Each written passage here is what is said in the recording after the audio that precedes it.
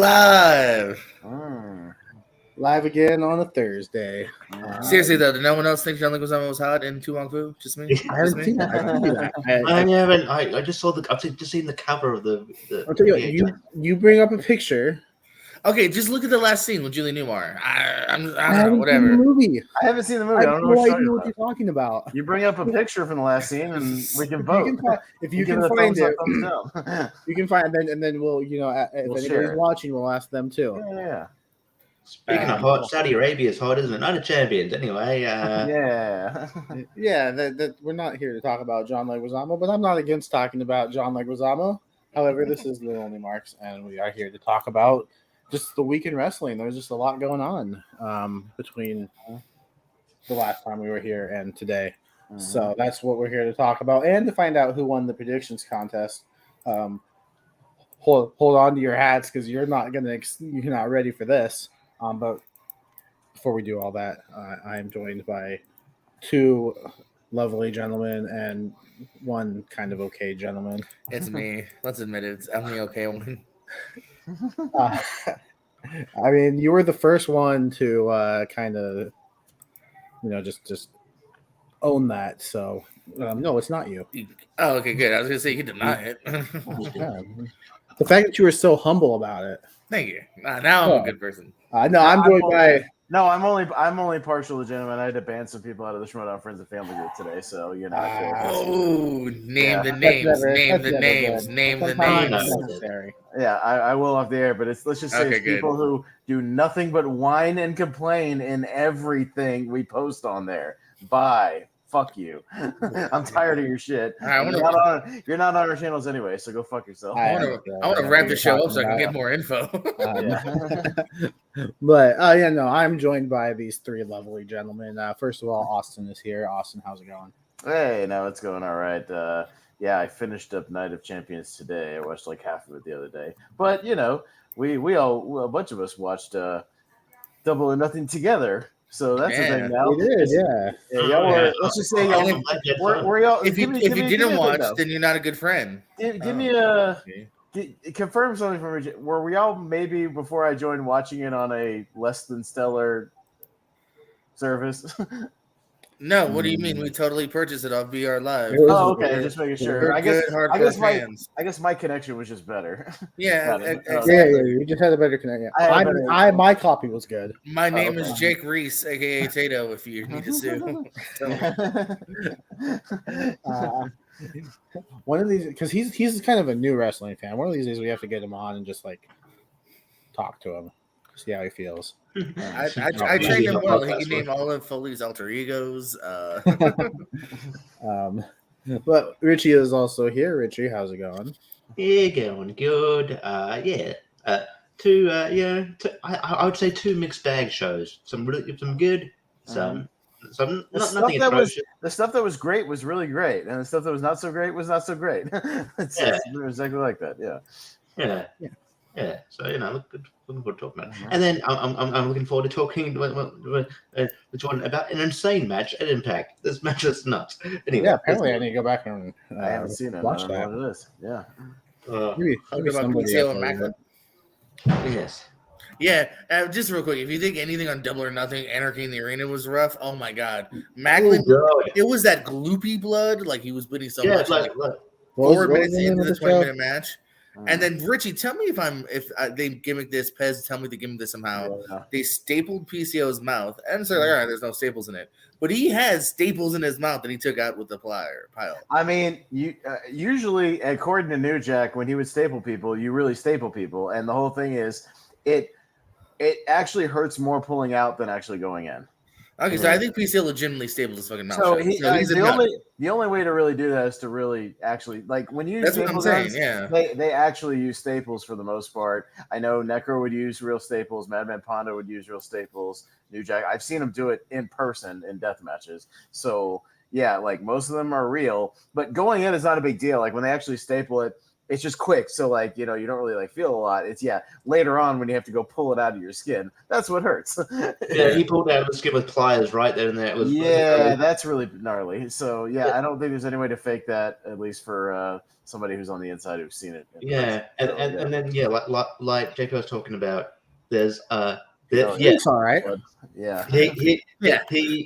He bleeds, but it's not the normal blood. Like he's winning, and they do a segment afterwards, and he's still dripping. It's still dripping. Yeah. You're saying it was like that Eddie Guerrero blood from Judgment Day? Yeah, that's right. Somebody else said that. Yeah, that's what because he bled so much that it just caked a layer onto his face. Yeah, that's what I mean. Away. It looked like a dual layered, like it dried as it was pouring out. Yeah. Yeah, it was just like, it was just like, I was worried about him. He's gonna pass out. So it's just like, I don't know if he hit if he actually bust open how well he nicked something, but he was sometimes those guys, man, you do it in the wrong place, like Guerrero did, and you'll hit the artery right there, and you'll bleed way too much, way more than you thought, because there actually is a vein going somewhere right around here. If you hit it, like you're screwed. Like most of the time they go above the hairline and there's not really any veins right there. Or you go a little off to the side.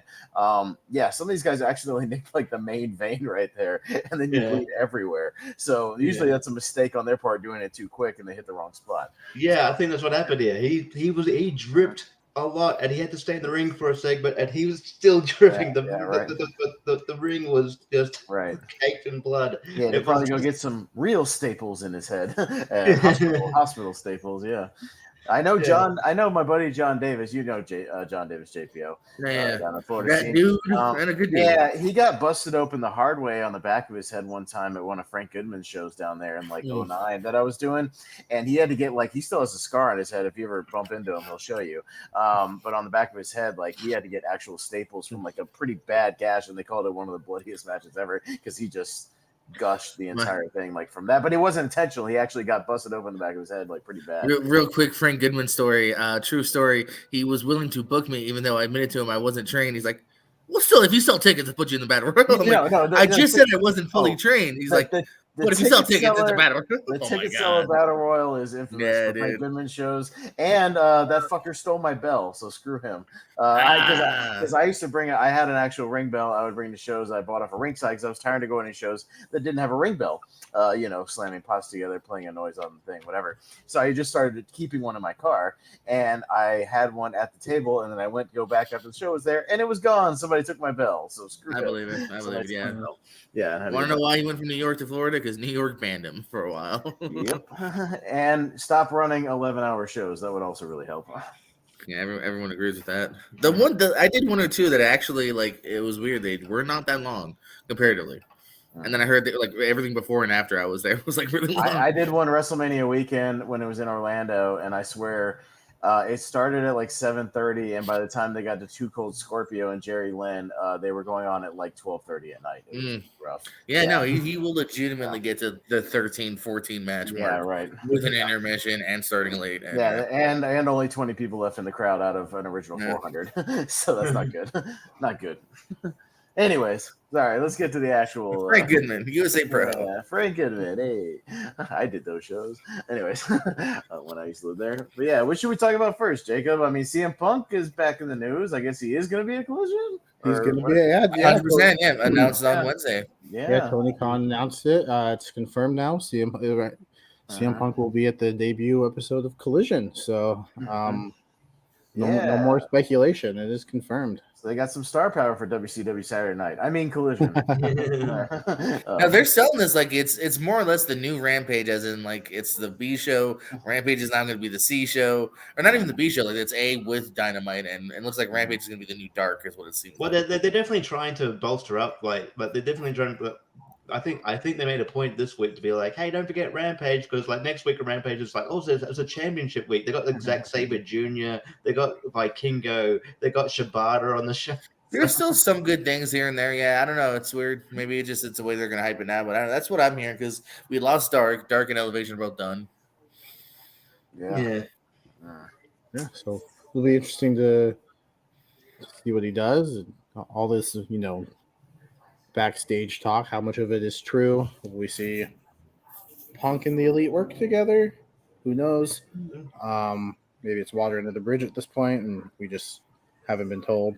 Well, it's either that or it's the speculation of the reason. One of the reasons they went with this was that way they can keep them separate. Like Young Bucks will do Wednesdays, Punk will do Saturdays. Like, you know what I mean? So yeah, we'll see. I hope everyone can work together, but like, you know, like they're almost making it seem like it's a separate brand, almost in a weird way, of where it's like that's where Miro will be, that's where Scorpio Sky will be. Speaking of, I just saw something real quick. I'm sorry to interrupt. August 5th, I just was scrolling the AEW website. Greenville, South Carolina, which is an hour from me, just with the driving distance. AEW Collision, Saturday, August 5th. There you go. Buy some tickets, Fez. Looks like I'll be doing a live report from Collision on August 5th, because that's easy drive down there. So tickets on sale June 9th, so not too long from now. So yeah, that's good. So I'll go see that down at the arena down there. It's at their decently sized arena. It's one of those arenas. It's like it's a regular arena, not as big as some other ones. Probably 10,000 people. Doubt that there will be 10,000 people there, but you know, for the time being, it does seem like they're trying to do these live every week. So you know, we'll see if that works. You know, I think Rampage kind of tried the same, but it didn't always work. So we'll see if they'll tag this on to the tapings of Dynamite, or if this will be its own thing. Yeah, I mean, the actual show. How long is the show going to be? Is it going to be a 2 hour? It's 2 hours. It is a 2 hour show. Okay. Yeah. So I wonder if they'll add some dark matches and stuff too to kind of pad it out just a little bit. They killed the show. Well, I guess they could just do a legit dark match. Yeah, is that what you mean? No, I mean not like dark matches. I mean just like a couple, like 1 or 2 pre-show matches. You know what I mean? Okay, that's what I meant, like a legit dark, not the show. No, not dark. Also, I don't know if they've fully killed the show, in the sense that, like, I think that, like, yeah, that's off YouTube for now, but I think it might be like exclude. I think it's just because Warner Brothers Discovery wants to own everything, so it might just end up, you know, like it I don't know, it might end up somewhere else. So they kind of under their umbrella, and so post this. Unless they, well, like you said though, like that was kind of one of the things that supposedly maybe they ended it because they wanted to do everything. So unless they put on their own thing, yeah, it seems like it's dead especially for now anyway. Yeah, but I don't know. That'd be interesting. They haven't really hinted at a draft yet, so I don't know. I mean, but I guess like I don't know if it'll be a draft or it would just be kind of one of those like unsaid things. I don't know. We'll see. It'll be a brand split without the brand split because I don't think you do a draft yet. I think you wait and see if the show actually works. Because I feel like they're committed for what they got to be at least committed for a year, I would imagine. I would imagine, but it's like outside of premium live events, who's watching wrestling on a Saturday? I will. Fuck you. It's interesting to think that they're probably Thunder Rose on Collision too. I wonder if that's the separate, keep like Britt Baker and her away. Because I don't think anyone hated her to that degree. I never heard that. They might were a little annoyed with her, but yeah, she also seems like from one of whatever reason she's sort of a polarizing figure. But anyway, but some of the people she's had an issue with also are controversial, like Evilise. So I don't know. Right? Yeah, I think it all depends on who you talk to. I've heard some great things about Thunder Rosa. Then I've also heard reports of the opposite. So yeah, but yeah, it'll be interesting to see what they have planned for that first show and. They have to have something big planned. I mean, obviously they have CM Punk, but I know Meltzer was hinting that like Punk's the first thing to get people to buy tickets and tune in, and that he wouldn't be surprised if there was another big thing like that night.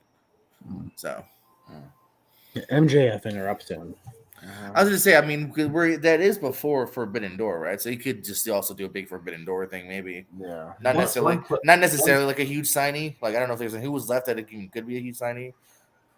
One question I have is like, okay, even if they do like a brand split thing, but like MJF, even there was reported that there was issues with CM Punk and MJF, but like MJF still would, you're not gonna unless you can have a brand specific champion, but MJF sort of as a world champion would have appear on at least Collision. And I know you like you said with Thunder Rosa. I think the only thing, unless we're all wrong and it's kayfabe, I think the only people we're keeping separated are Punk and the Elite. You know what I mean? Punk, Omega, and the Young Bucks. They had a legit fist fight and are kind of like, we don't want to fuck with them. Otherwise, like, I think you got to be a grown-ass man or a grown-ass woman and just be in the same locker room. Because also, as someone else mentioned, I think, again, maybe Meltzer or whoever, but Alvarez, they're going to be on the same pay-per-view, right? Like, they're going to be in the same arena at some point. And I think it would be a stupid idea because I don't think they're going to have Punk wrestle every week just like before. So why wouldn't you want Omega to wrestle once in a while? So I don't know. Like, I mean, yeah, at a certain point, you can keep everyone that has a problem with everyone separate. Well, that's when you have those guys I've been talking about. You get those locker room supervisor guys that, make sure the people who have problems with each other don't, stay away from each other when they're at the shows, like those older veteran guys who can do that, who those guys respect and grizzled young vets. Grizzled vets. Yeah. Not them. No, they're still whatever. They're still signed for now. They'll leave soon. Jagger Reed and the other guy who's supposed to be Zach Gibson. God coffee. Thank you. Speaking of AEW, for the first time in our predictions history, I don't think this has happened before. There was a 3-way tie for first place, which means one person was in last place all by themselves.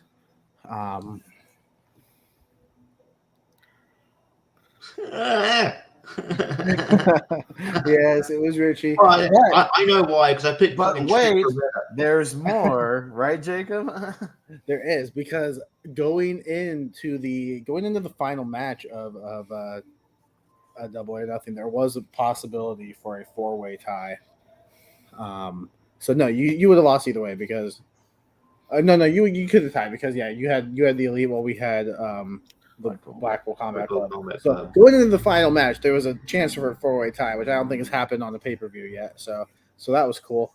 But once again, for a WWE pay-per-view, I go 6 of 7 and come in second because somebody went perfect, and that somebody was Richie.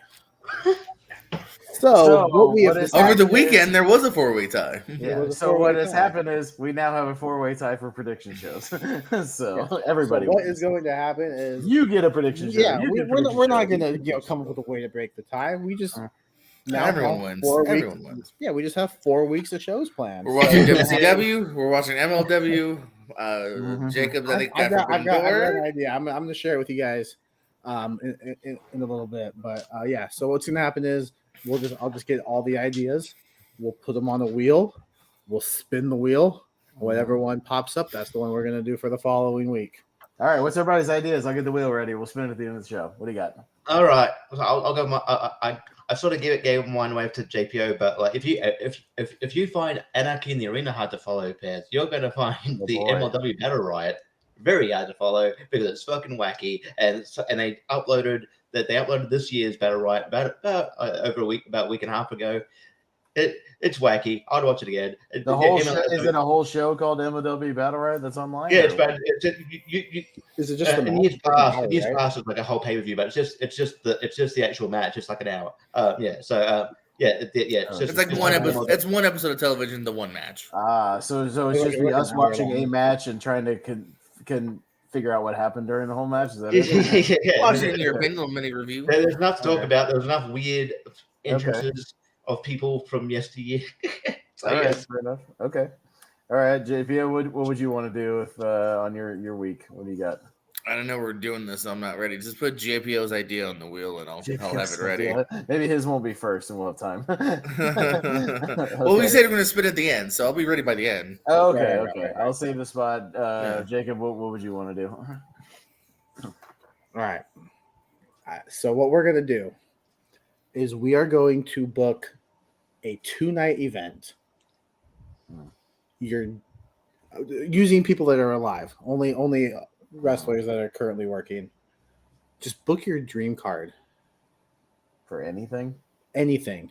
Book your dream card. You wanted to see these two go up against each other? Well, now they can. So book a 2-night, 6 or 7 matches each, and just book a 2-night like mega event. All right.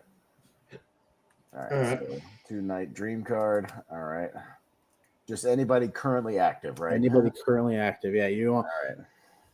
You want Kota Ibushi going up against Bryan Danielson? You can. You want PCO going up against MJF? You can. because those two work well together. I might just do a lot of crossover promotion stuff, those kind of dream matches, that's what for sure. So all right, cool. And I was gonna go with we haven't done a lot of like old school pay-per-views or old school shows. So since Great American Bash is still a concept with NXT, right? Like they still do Great American Bash, and that's coming up pretty soon. I figure let's go back and watch an old Great American Bash, and I was actually going to let you guys watch a good one. Let's watch Great American Bash '89, which is considered one of the best sort of old school pay-per-views ever, with 3 matches that are supposed to be like at least like 4.5 5-star quality. So, yeah, we JPO and I looked at the match card for that. Yeah, well, even if the first half of the card they say is like okay, but then like those last 3 are bangers, so you kind of build up to it. But like even then, I think it should be fun to talk some old school wrestlers, some old school wrestling, those old crowds and kind of older. I think it's still technically NWA, but basically older. Yeah, it is. So, but still, I think that would be fun, and let's talk about some good old stuff. So, I'm down to talk about Jim Cornette versus Paul E. Dangerously. Well, and apparently, their tuxedo match is supposed to be really entertaining. Like not like a great match, but actually, those 2 guys are really entertaining. Oh, I believe it. And they made it work. Cornette's talked about that, how they made it work. So, it'd just be fun to talk about all those old school guys and see what we think. So, yeah, and come on. Ric Flair and Terry Funk always had bangers. They beat the shit out of each other every time they got in the ring. It's awesome. Like I love a lot of their matches. So yeah, but should be some good stuff. So that'll be my pick on the wheel. So we'll spin that at the end of the show. To win Terry Funk turned heel in Paul Drive, or just after that. I think this was after the Pile Driver because they had a match at Clash of the Champions and they had like this Great American Bash match. Like I forget if this is the regular match or the I Quit match. I can't remember. It might be the I Quit match. But yeah, any of their matches they had on those shows were awesome. I mean, they just beat the hell out of each other, like for real. Like it was great. So, because I think they legit kind of didn't like each other either. So yeah, so they just beat the shit out of each other. But yeah, good stuff. So that'll be my idea. And JPO, throughout the show, we'll think of his idea and we'll put that on the wheel.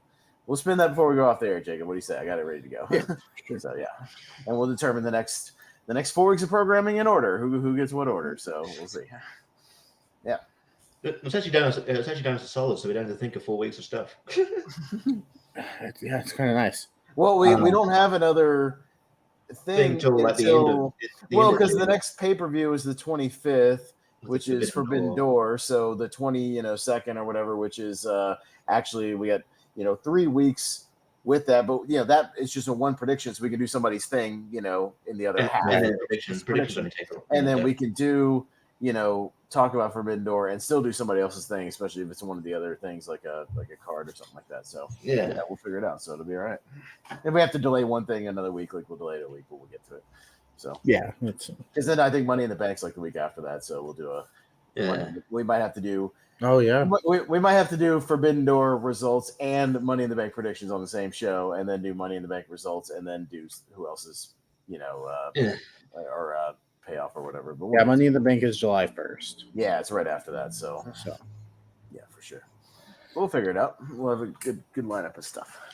So let's talk some Double or Nothing, right? Because that was the first, right? So Night of Champions. Was it? Oh, that's right. It was stupid Saturday morning for me, afternoon for others. It was in the morning for me. Like it was over by the time I woke up, so I had to. It started at 10 a.m. for me. So luckily, thankfully, I'm up by then, so I was able to watch it live. And some people aren't, and I learned that. Yeah, no, definitely. That was me. I know. I definitely woke up, watched the last half, then rewound as much as I could because Peacock's weird. Watched like a chunk in the middle, then waited for the re-upload and watched the first half. Which sucks because out of sequence. Yeah, which sucks if you watch it at a certain point, they do an interview with Seth Rollins. Yeah. So I definitely knew Seth had won the title because he gets interviewed later while holding the title. I'm like, oh, never mind. Which I mean. If you're going to be spoiled about a match, that's not a bad one to be spoiled by because it was kind of obvious, but still, I mean, it's like, oh, well, that. Night of Champions, I think overall it was a decent show. Like we said at the beginning, the stuff that worked, it worked, and the stuff that was crap was crap. Looking at you, Rhea, Natalia. Yeah, Jesus Christ, what happened there? It's not even crap. It's one of those classic just duds. It was sadly the epitome of We want Rhea on this card. Natty's a good girl. What? We got 6 other good matches. Fuck it, let's squash her. This shouldn't have been on the pay-per-view. This was an epitome of, I think Vince got on their headset because it was a Vince move. Hey, we want Rhea on the card. We want to make her look dominant. Hey, Natalie's a team player. She can get squashed, and she gets to get squashed on her birthday. So, yes. I don't know. I'm not gonna go as far to say it's for sure Vince, and you marks like to say that. I think Triple H would make the same decision. No, but it wasn't even a good riptide. It was a shit riptide. Hey, it takes 2. Yeah. But yeah, I mean, other than that, like, I really don't have a problem with the show. I think all the booking decisions. I think everyone who won, I'm fine with. The only one I was torn on was Bianca and Asuka. Like, I would have been fine either way. Like, I told JPO this. I'm only upset that I got the prediction wrong, not that Asuka won, because I think Asuka, I think it's her time. I'm glad to be wrong, but yeah. Other than that, I think it was a decent show. Yeah, I thought the finish was unique with kind of like putting the mist on her fingers and then raking off. I dig that too. A little different. Yeah. I had somebody trying to convince me that Rhea versus Natalya was just as good as Bianca versus Asuka. They're trolling because they can't be. No, like they were legit. They were legit. Like we got into a discussion. Like, what would even be the debate there? Just like that it was short and sweet, and the crowd was dead, and blah blah blah. And I'm like, sometimes the crowd doesn't always dictate how good a match is. Like sometimes the crowd is just a bad crowd. Saudi's never been a great crowd. I mean, like not Yeah, I would say for some of the matches on here that they were pretty hot. Like they were pretty all right for a couple of the matches. Like I think it was a better than usual Saudi crowd. True. Like, yeah. So because I think they were into the main event. I think they were into Brock and Cody because it was Brock and Cody, and I think they just like Brock, and he's still an attraction. Like what I mean, he still feels like a big deal when he wrestles, even though he wrestles a lot. But I think those 2 matches they were into it. I think they were into the Gunther Ali match because like obviously Ali, like they were pretty invested. And I think they were into the opener. I think they were into Seth and AJ because those are 2 big stars. Too. So I think I think the crowd was like at points they got really really hot, and I think they were like I said, those Crown Jewel shows have had shit crowds usually, like where they're just sitting on their hands. Like I thought this crowd, maybe it was a change of venue. I don't think it was in the same venue they usually do for Crown Jewel. They were at that soccer stadium instead or whatever. The Jeddah one or whatever. I think it was a different one. So it might have been just different people or just people more enthusiastic than the usual crowd. They saw Puerto Rico and they're like, we got to step our game up. Yeah. So I mean, I think they were a decent crowd for the most part. So at least the stuff where you probably wanted a good response, I think they did. Yeah, I mean, they weren't that. Yeah, obviously, they're a bit quiet sometimes, like for the women, and sometimes, like I don't know. Sometimes that could be because they're coming off a good match. Sometimes you don't want to mention it, but sometimes honestly, it's a culture thing. I don't know. Yeah, it is a culture thing over there. Like that's not. Yeah, I mean, they're just not as into the. It's just it is. You got to. I hate bringing it up, but it is. It's just like that. That's a fact. Yeah. The way they are. Yeah. Like if they were perceived as sort of equal, then there might be a bit of a more uproar. But but no, it was. I thought any other sort of. I thought Mr. Ali and Gunther was better than I thought, and it was cool that they. I mean, I never thought Ali was going to win, but like it was good that they gave him some really good hope spots here. That was really cool. I thought Becky and Trish was a bit clunky and kind of even though I think Trish can still go at her age, she kind of the wheels fell off her a bit. I do kind of attribute the botches to her. So I don't think it was terrible, and I like how they got Zoe Starks in there, so because Zoe Starks is good, so I'm glad that she's getting a big push. But and it looked like Zoe Stark legit kicked Becky in the face on that move. And the finisher because she came up the kind of bloody nose. She looked a little bloody. Yeah. So, but I liked the main event. I mean, I liked the story of the main event. Yeah, that it was actually Jimmy Uso finally said enough of your shit. So that was cool. I like that was my favorite moment of the night. I love this little story they got going. I love the super kick. I was invested. I liked it. Yeah.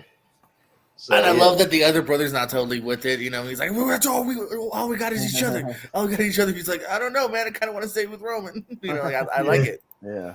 No, it at least did what I said they didn't do at the last show. They at least progressed the storyline. Yes. You know, did something to take it in a new direction now and make a new dynamic to where, yes, you still have Owens and Zayn who are kind of caught in the middle of this. You know, they still don't like even the Usos are still super kicking them. You know, they still don't like each other. But now they sort of have an enemy of my enemy situation, possibly. You know what I mean? Like they could even play with that as the dynamic with those two guys. And yeah, like you said, you got the one brother is all in on going against, you know, the two blood, you know, Solo and Roman, and the other one who's kind of caught in the middle, you know. Jay's kind of still waffling a little bit, but, you know, he'll obviously side with his brother in the end, you know, for sure. But, yeah, it was good. It was really good dramatic storytelling. You know, yeah, the whole Jimmy being like, you know, I never do you like that, bro. We brothers, kick, you know, being like, I got you, bro, kick. Like, I love that stuff. I thought it was great. And yeah, that it even started with, like, they both kicked Solo by accident, I guess, but that's all that Roman saw because like Sammy like ducked out of the ring really quick, so he only saw them kicking Solo. So that also kind of adds to it. Obviously, if he was a smart man, he would watch the tape. See, that wasn't the intention, but then he kicked him anyway, so it doesn't matter. But that's kind of there's a great moment on Being the Elite recently where like they're like, we've got to tell you, Kenny, about, you know, and they're going back to like a thing they did on pay-per-view months ago, and then Kenny's like, oh, could you? He's like, guys, I'm joking. Of course, I saw the playback. Like, you really think I didn't know you did that? Like, it was great. Like, what would happen? Like, why wouldn't I rewatch it? You don't think no one tweeted me that footage like 100 times over? Like, it's true. I love when they act completely ignorant to what happens on TV. You know, I realize there's not cameras. It's always going to be a wrestling thing, but it's always funny. Like with it's always going to be like a thing where like all like the set, you know, kind of you know, kind of tension in a tag team. I was like, no.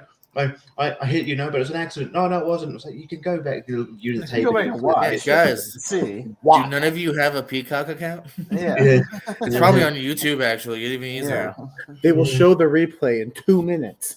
Yeah. Half the time they replay it on the next Raw or SmackDown or whatever anyways. You know, it's like you could just probably watch the show and find out. Yeah, it's not like a mystery. Like what actually happened. Anyone watching backstage that is a neutral party.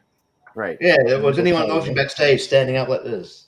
Yeah. At an angle, and they couldn't. Watching it sideways. Yeah. It's funny because if Richie turns around and looks at his TV, that's how. Richie, you're watching that TV behind you right now, right? Yeah, kind of watching it like that. That's how you normally watch television, right? Yeah. It's funny. AEW will take digs at WWE for stuff. AEW does that too, but AEW, like people backstage watching TV the same way. So I don't know. Yeah, a lot of weird things that happen backstage. Did you know they stopped? I think they stopped having guys do backstage interviews because women are generally shorter than the wrestlers, and they want the wrestlers to look bigger. You know, you can get. You know, there are tiny men out there, right? Like there are short. They'll have them bend their legs. All short. You know when Michael Cole used to do like backstage segments back in like 2000. He's a very small person. You know, there's a short guy that you put on commentary, right? Who's not very good. The Irish guy on Raw. You can just make him You can make him a commentator. You can make him a backstage interviewer again, and then replace. Kevin, what's his name? Kevin Patrick. He was one of the interviewers, and they show clips of him. They caught him one time, and he was bending his legs. Okay, he's tall. Okay, or you could just have shorter, like chubby guys that are just dorks, like Kevin Kelly or something. You know, like just have dorky guys, and dorky guys are fine because the wrestlers can make fun of him for being dorky. You know, like there's ways you could do that. They don't have to be like small people. Like Coach is not like a small human being. Yeah, but they play him like a dork, so they would make fun of him like a dork. You know, like there's a way you could do that. The Rock giving Coach shit was fun. That was my they had a good dynamic. Yeah, him and like I said, people mess with Michael Cole. Yeah, people mess with whoever. Like, yeah, there's a way you could do that and just have them be a geek, you know, like, and you just make fun of them for being so. Like, they don't have to be a small human being. It's just weird. Like, it's one of those sight things they're obsessed with. But yeah, I want to talk about Brock and Cody really quick because they did some stuff in there that reminded me of another match because involving Brock because Cody had a cast on, much like when Undertaker had a cast on in their Hell in a Cell match that him with Undertaker and Brock in 2002. Yeah, when they did a whole gimmick, also like it was like a complete replay from 20 years ago where Undertaker had a broken arm and they had a whole thing about him wearing this cast and like they had a whole thing of like will he be able to wear the cast during the match because it's a weapon? And like he was able to do that, and he would smash him in the head with it. But yeah, like I like the fact that they kind of brought that back a little bit to where Cody didn't realize he could use it as a weapon, and halfway through when he hit Brock with it, he's like, "Oh, I could use this as a weapon." Shit! Smash. Titanium. Yeah, exactly. Like, and it's not illegal. I should have known that. I mean, my dad wrestled, probably wrestled Bob Orton Jr. for a bit. Yeah, who wore the cast all the time. All the time. I mean, he had a hand that took ages to heal. Right.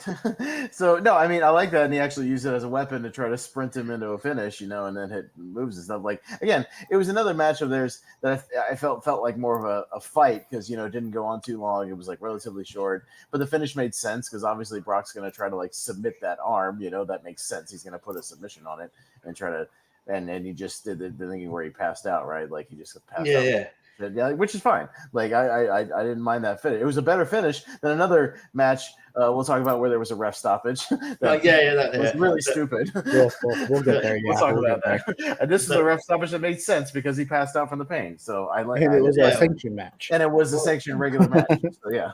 Well, they at least and then they build it as like I don't want to match, I want to fight. So at least it made sense in like the context of I want to fight. Yeah, it turned into a fight. Yeah. So, and they had a fight, but I guess the completions of it, because how usually if you're in like a submission or whatever, like the old school thing is you'd raise the person's hand up, and then if they drop down 3 times, then you go. But he dropped down once, and he's like, "Call the bell." I'm like, "No, 3 times." But yeah, well, they've been doing that for a while now. I'm not sure when it changed, but yeah, I've noticed they do that for a while now. Or I think in AEW they don't even do that. They just check them, and if they're not responding, then they'll call.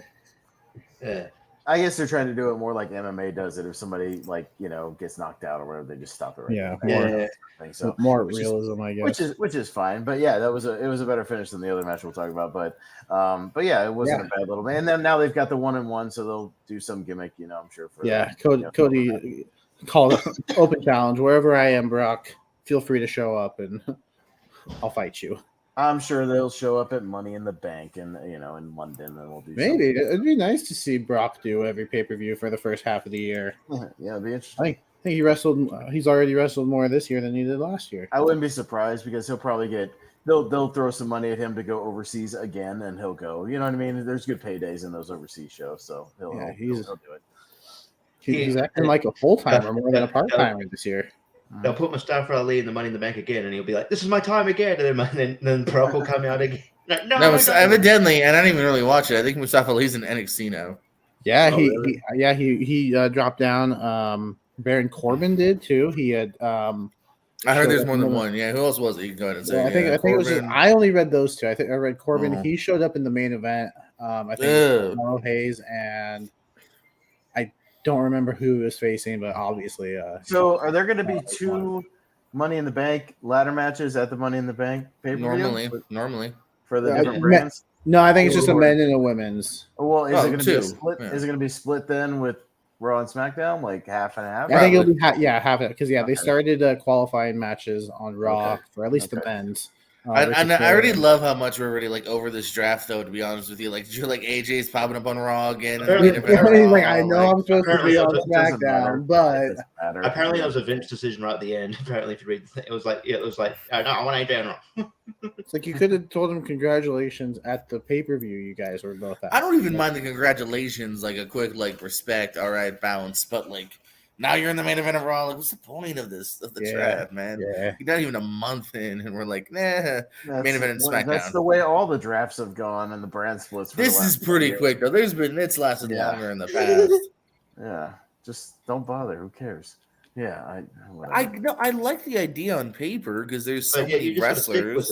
You know what I mean? It's got to be consistency, though. If you're already having cross promotional matches and people showing up, what's the point? Yeah, I mean, and what is it? I mean, I understand why they do have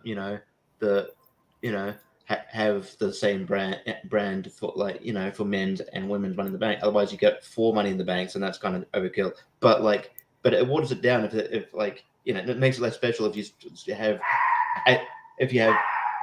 AJ show up on Raw already. It's like and then they did it. They briefed that Survivor Series, it was Raw and SmackDown. It's like they're both supposed to be separate for a certain amount of time, and then every other pay-per-view they're meeting each other. So, yeah. I think they should just get rid of the Money in the Bank pay-per-view altogether and take it back and make it WrestleMania thing. Instead of doing the tag team showcases like they did this year. Just do a Money in the Bank each night. I think the match is special enough to where I don't know. I liked it better though when it was at WrestleMania and you had the idea where the person who won it earlier in the night could potentially cash it in that night in the main event. Like, yeah, but you can only milk that so much though. Like, I mean, but I thought it made it special every year though. Like, again, it being a showcase WrestleMania match, I thought it made that special. Like, it's like I think it waters down the thing when you're doing that. Same with the Hell in a Cell pay-per-view, it waters down Hell in a Cell. All this other stuff. Like, it just makes it more of a regular thing instead of a once a year like showcase. Like, I don't know. Yeah, to me, it felt more special when it was part of WrestleMania every year. Like, I think Hell in a Cell might be done just based off the fact that they've been doing it at more shows other than Hell in a Cell, like they did one at WrestleMania. Yeah. So I think they might be nixing that.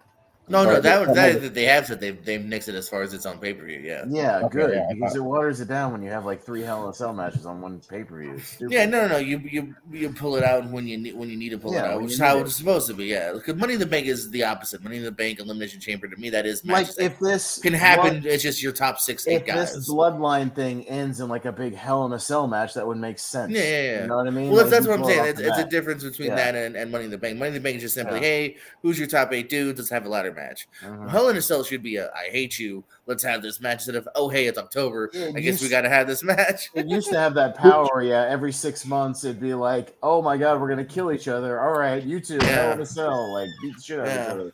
You know, I think used to be.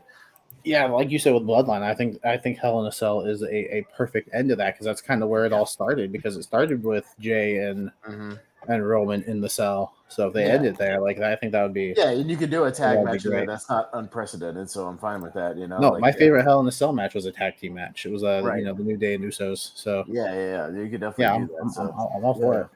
Right. I really hope Dominic is not the challenger for Seth Rollins at Money in the Bank. I really hope it's not him. Nothing against Dominic. That just doesn't scream. It's okay. It'll make our predictions that much easier, so that's fine. Well, I understand. One prediction Seth, no matter who he goes up against, but I understand reportedly why maybe WWE are impressed with him. Like his heel work's been great, and like he's certainly developed a character and he's run with it. And but not as a wrestler, as like a character. Him and Rhea have good chemistry. But it's yes, doesn't mean he's a good wrestler. It was like how reportedly WWE were impressed with Omos because he had a good match with Seth Rollins. I'm like, yes, because he was in there with Seth Rollins. No, it was all on Seth Rollins. And it's like, you're impressed with Dominic because he's doing good heel work because he's got a good heel and a good charismatic person, people to bounce off. But yes, he's not a good wrestler. He shouldn't be. He'll be exposed very quickly. Like that, you've got like 2 other wrestlers. Like I wouldn't mind if you want to put Seth Rollins versus Damian Priest. That's cool. Seth Rollins and Finn Balor, cool. Don't go with the absolutely Seth Rollins and Finn Balor. If Priest wasn't the one that got pinned during that tag match, I would say, give me that, but. He already beat him once. He doesn't have to do it again. No, I'd be down for Seth and Finn. I'd be down for Seth and Drew if he's still there. We'll see. Seth and Jinder. Let's just run that. I'd rather Seth and Jinder than Seth and Dominic. But going back to Night of Champions, great. Well, not great, but good. 2 great shows. It's kind of like right in the middle for me. No, it's a solid show that had some good matches and some good storyline progression.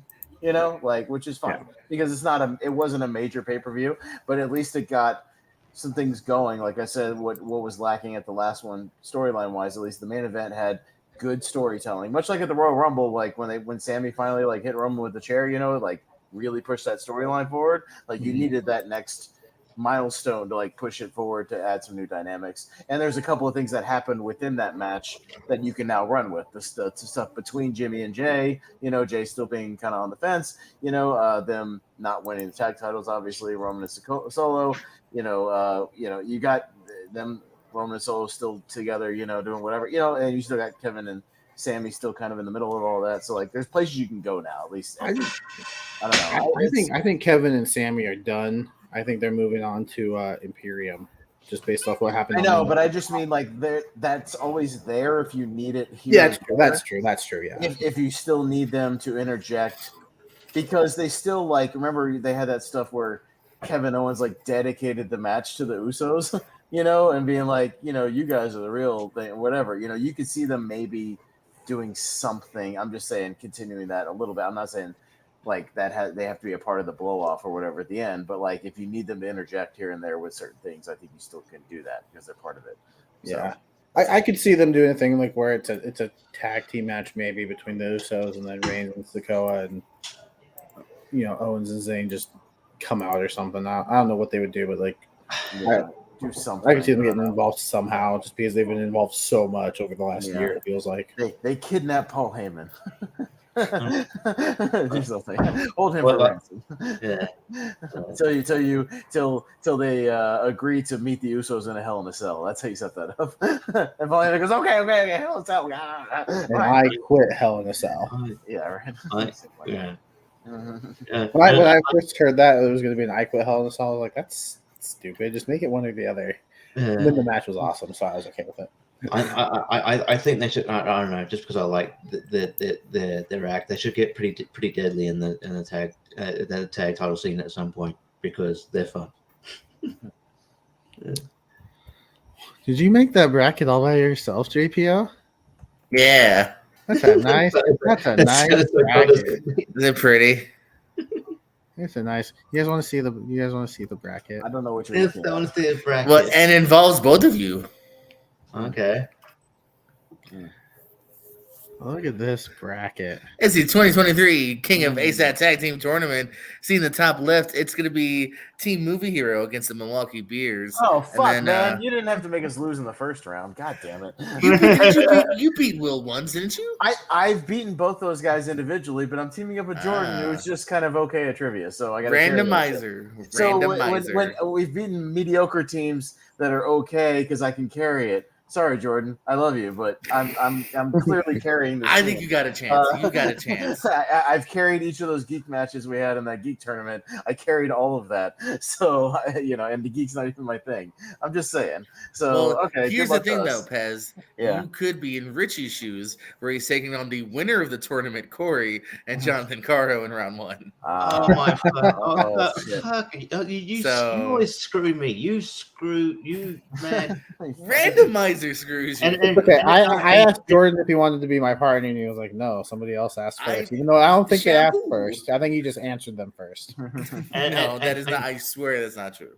One of the reasons I teamed with Turner was because I feel like if Turner was also in the tournament, you'd team with I'd be paired against him. So I was like, hey, you know what? Why not align? That's probably not true because if you hadn't aligned with him, he probably just would not have been in the tournament. Oh, yeah, and if he was, and you face each other, this might have been the one time where you actually had a chance at you screwed the pooch, Richie, is what we're saying.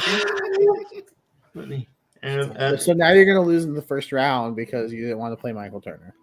Hey, they have a shot. Does anyone know a Caro and Quinto? Can we fuck up with their internet connection? Is there any way? You can try. Anyway, like that. Find where they live. Yeah, like not like to not pay their internet bill on time. You better pick a very specific strength for round two. Very, very specific. And wait a minute. And hit it. This is ASAP. Ain't no strengths, baby. This is 20 questions. Y'all played ASAP. Y'all know what the rules are. Oh, good. Okay, so you might as well in that bracket go ahead and move Will and John to the right, and we'll just skip that match altogether. Sounds good. Because I'll get my usual 13 or 14 points, and Jordan will get like 4 points, and we'll lose. So sounds good. All right. Anyway, I was going to be in the tournament. I love you, Jordan, but you're still an amateur when it comes to actual trivia. So, yeah. Like, just throw some Spider-Man questions in there. Maybe we'll be okay. But that's about it. Yeah. When are you going to start throwing the Who Dis into ASAT? Starting with the tag team tournament. There you go. Boom. All right. That is part of Picks and Lists. That's always been a Picks and List thing. So, yeah, I feel like those have been harder to do, like you said, because the filmographies and like you just. Oh yeah, no. Now that I do them less, I probably won't just incorporate that. I've thought about that before. So I do know my character actors really well because I always do a character actor category on Jeopardy, so I do know my character actors at this point pretty good. Like I said, I'll never forget Glenn Shaddix in case you ever mention him. Glenn Shaddix, yeah. So this intermission has been brought to you by the Pierce Co. and the King of ASAT Tag Team Tournament. Yeah, thank you for boosting morale.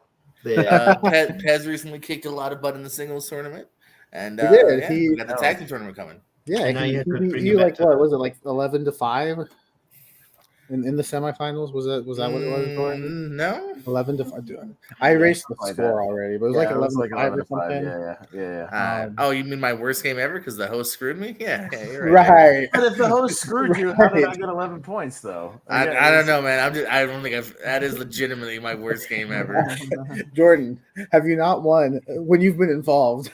Every other match that I do. I know. That's why I don't know what happened. Like, I want you to host next week. Take solace in this, JPO, because you guys are going to play my ASAT. My ASAT, it kind of flows into each other. It'll be fun. They're not the most detailed questions ever. They're fairly easy. So you guys should score. Okay. All I know is the next match I played, I won the goddamn title. So, I don't know. I do win sometimes. Are you sure that's the worst game you played? Haven't you played like Geekdom? It's a real movie, guys. Okay, if you're including Geekdom, the place I retired, the real movie that made $300,000 at the box office. Or Patrick Stewart's $8 million. But I knew it was a movie. Fair. I'm on your side. I knew. Fair. No, I'm not complaining about the question. Just because I haven't seen it doesn't mean you can't. No, fair enough. Fair enough. No, it's fair. Absolutely. It's fair. 90% on 32.1. It's fair. No, it's totally fair. Like I just had never there's movies that sometimes people bring up older movies too, and I'm like, I don't know what that is. You made that up.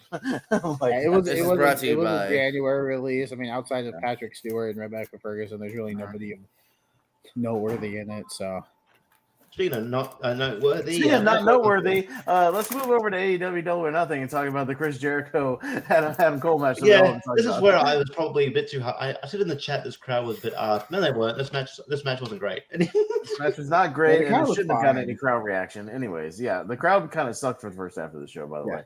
Well, that might have been when they were watching NXT Battleground on their phones. Yeah, maybe. Did anyone watch that? Which I think I didn't, but they referenced. I think they referenced that on NXT. They referenced people because there was a picture surfacing of a fan watching Battleground during Double or Nothing. I think they referenced it a couple times during NXT. Okay. So, but this not a bad match, but a disappointing match. When you hear those two names, with a fucking lame finish. Finish. Yeah. I don't know what you're thinking because you can't.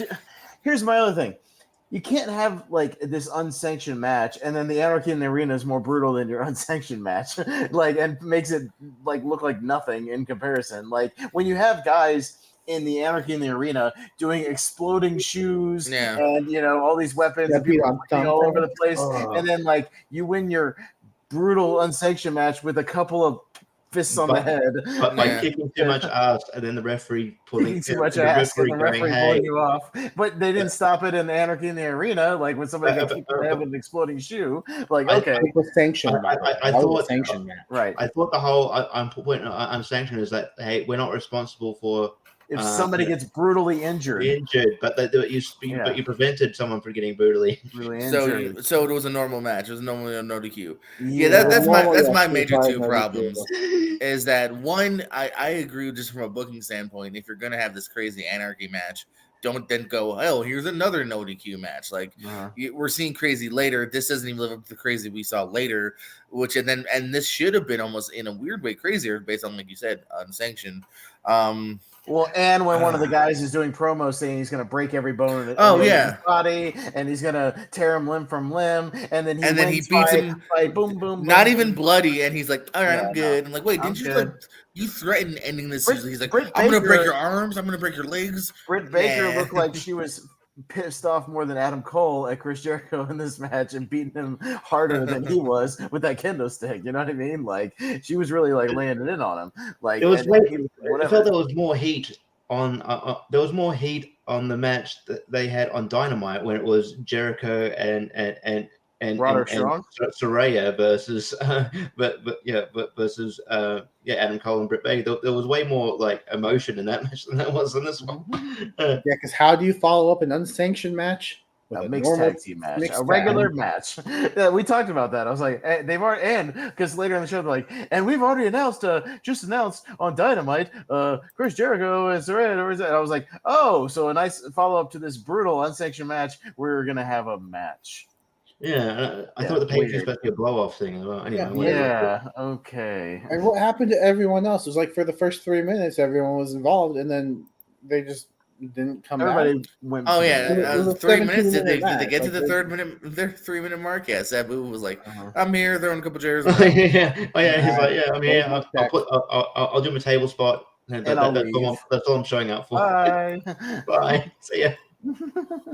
Yeah, nobody somehow found their way back to the ring out of the whole Jericho Appreciation Society. Yeah, everybody just Sabu kept them all at bay in the back with some apparatus that we never saw and never found out or never even cut to with the camera. At least like sometimes you see like there's been instances in wrestling where it's like, oh, where are these people? And then they cut backstage and there's a crane or something blocking like a door or something, and they're locked in the door or something. They lock them in something, or they lock them out of the building. Do something because it doesn't have to be anything crazy. We can buy that. Okay, they did something to keep them away.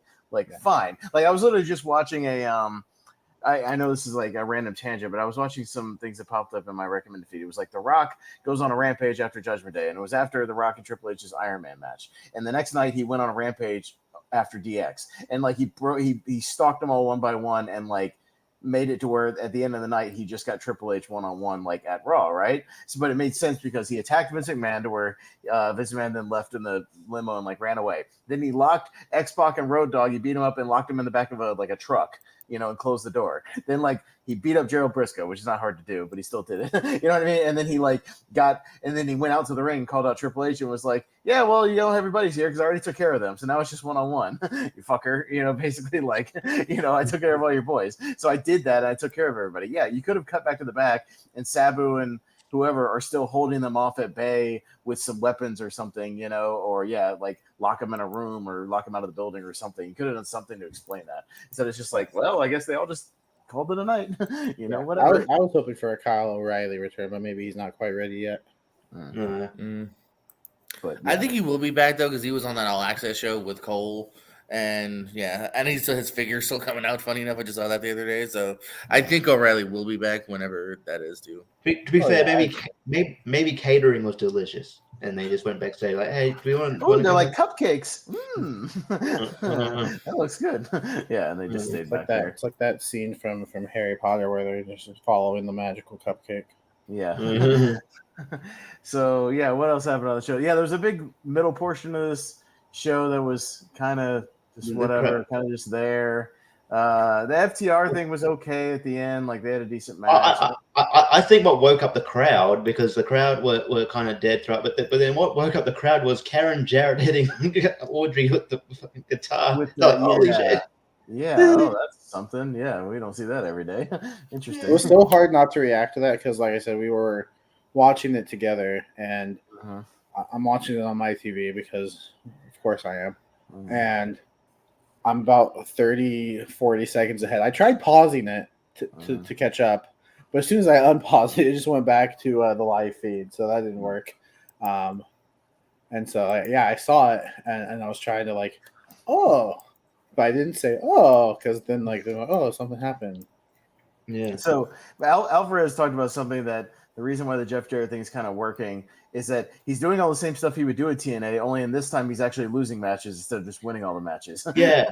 which is a good point. Like that's why it's actually working because he's hitting people with guitars, but then he's losing the match. So and I feel like they're almost trolling the audience and like, hey, like, and having him become really close to winning, like or Jeff Jarrett's becoming this close to winning a title in 2023, but he's not winning because they know that we all watched the Reign of Terror in TNA, where every main event ended with him winning via shitty circumstances or him cheating or something, and because it was Vince Russo fucking booking, and we just always had to have heat.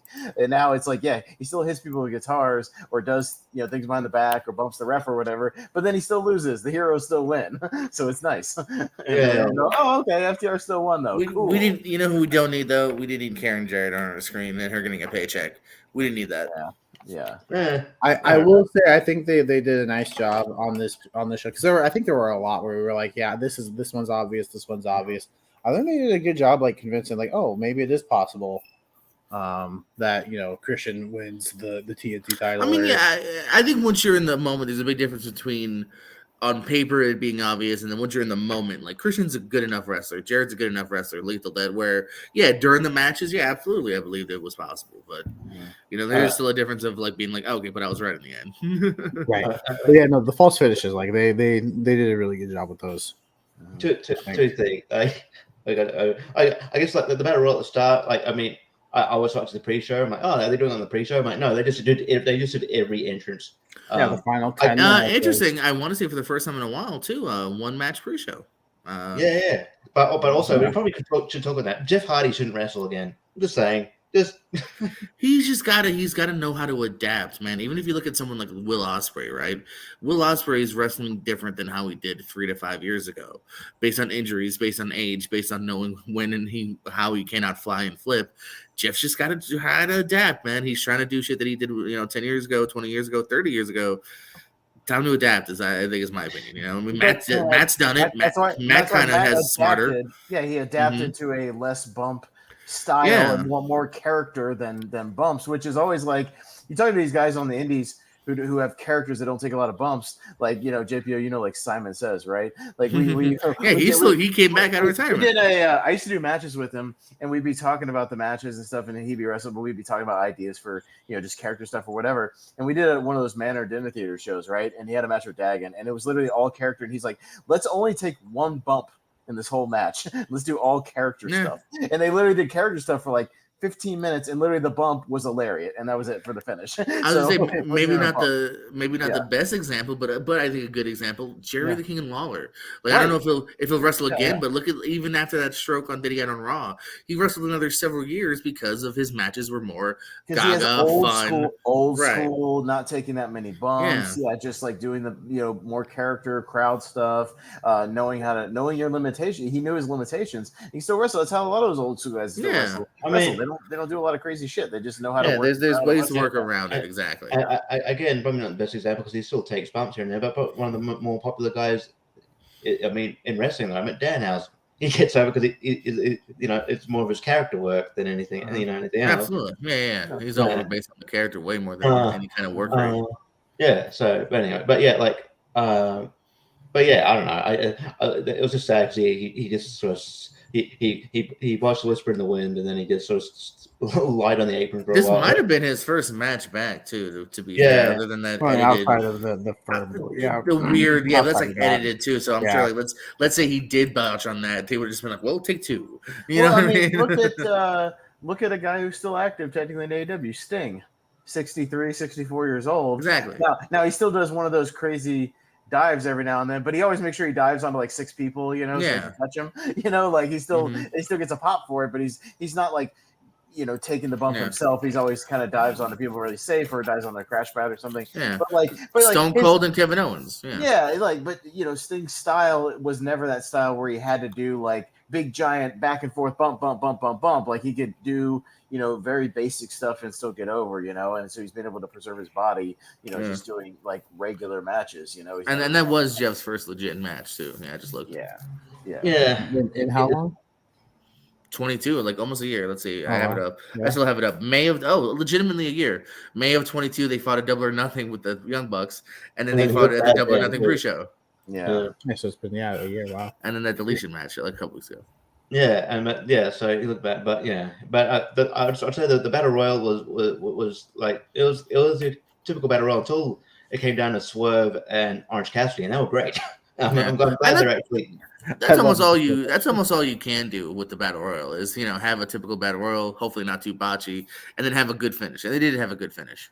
Yeah. So and I liked how they said, well, you can't really be eliminated until you get in the ring and your feet are on the mat, and so they were still able to do these cool spots like off the top rope and stuff.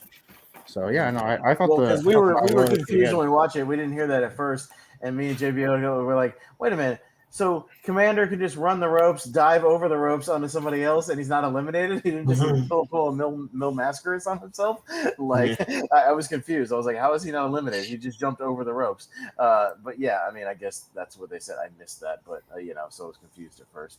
But yeah, that battle royal. I don't know. I thought the first half was kind of boring, to be honest. So I was kind of like, can we get to the Let's start eliminating some people. Yeah, I think that's true of most battle royals. Yeah, it's like that's why I think the Royal Rumble works so well. Like, give the geeks a couple of spots and let's get them the hell out of there. Like, let's get to the main people like pretty quickly. The people that we know have a shot at this thing. I mean, they made Big Bill look like a big man, so that's fine. Yeah. Why is his name Big Bill? Well, because he's big and his name is Bill. Bill. And then they followed that up on Dynamite with the most random match ever. It was Big Bill versus Trent versus what was the other person? Swerve. That's the most random three-way.